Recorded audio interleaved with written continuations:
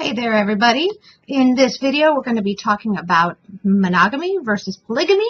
We're going to be looking at elephant seals, birds, turtles, and humans, talking about dimorphism, chemical, acoustical, and visual communication, language and honest signals, and deception. So get ready for another amazing biology lecture.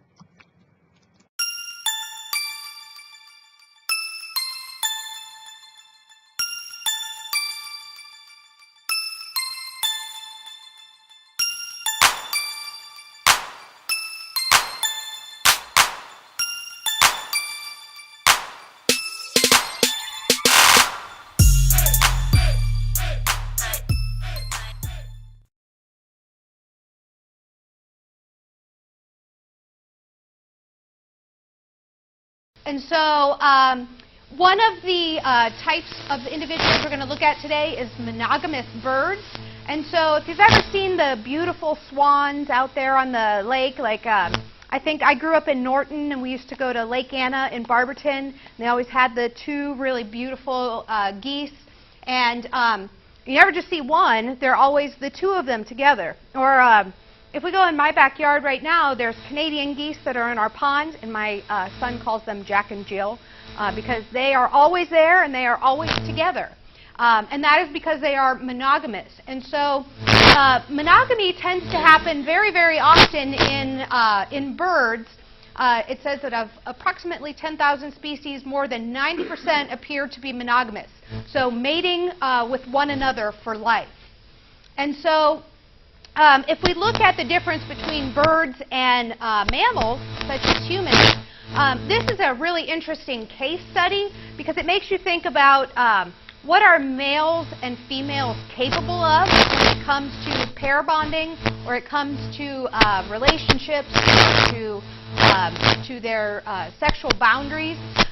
Here, if we look at this chart, we can see here along the bottom is number of children, and then number of individuals having the number of children specified on the x-axis. So if here we have a female, and she has 0 children, it says that something like, I guess this would be, in this group of Indians, she has one that has no kids at all.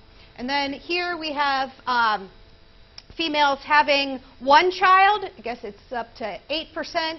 2 children, 8%, 3 children, 8%, 4 children, 8%. You can imagine that because we all see that happening around us all the time. I have a brother. You see lots of 2 children families, 3 children families, 4 children families.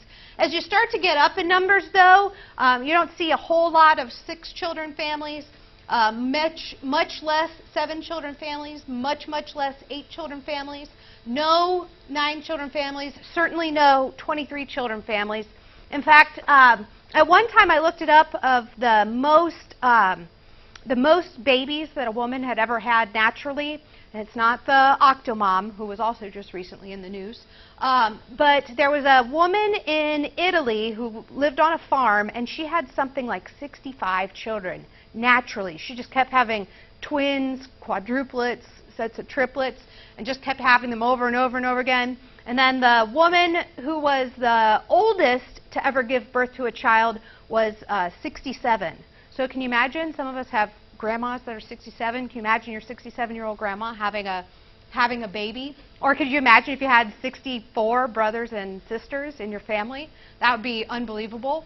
But think about that. In terms of females, not many females are going to give birth to more than 10 children. But if you think about males, males are much more capable of having lots of offspring because they can get multiple women pregnant at one time.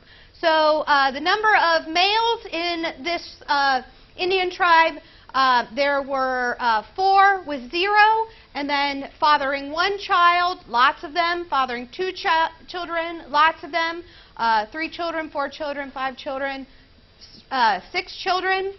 One of the guys had 8, one had 11, and one of them had 23.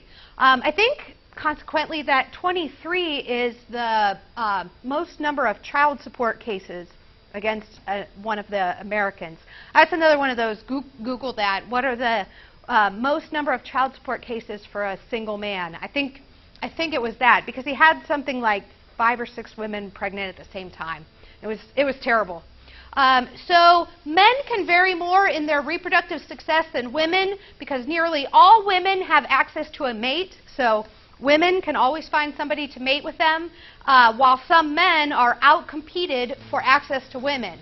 So some men may be able to get multiple women, but nearly all women can get access to a mate. So this male-female difference is a characteristic of polygamy.